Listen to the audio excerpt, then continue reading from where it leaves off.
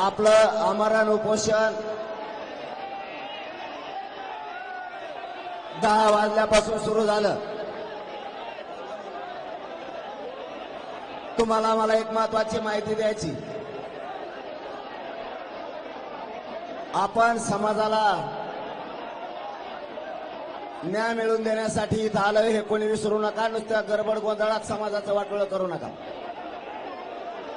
कोण काय सांगताय, कोणाचं काय म्हणणं आहे ऐकून घ्यायचं शिका. आपण शिकलो नाही, आपण लोकांच्या बुद्धीनं चाललो म्हणून आपल्या समाजाचं 70 वर्षे वाटोळं केलं हे काही मराठ्याने विसरू नका. एकजुटीचा फायदा घेऊन समाज कसा मोठा करता येईल याच्यासाठी आपल्याला पुरी ताकद लावायची. आपलं ठरलं होतं मुंबईला जायचं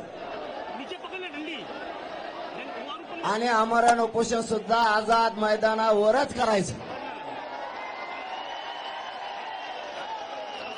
त्याप्रमाणे आपण आज आझाद मैदानावरती आलोय आणि आमरण उपोषण सुरू केलंय. आता तुमची काय जबाबदारी? बरं झाली हो, मला काही दिसणार पुढे.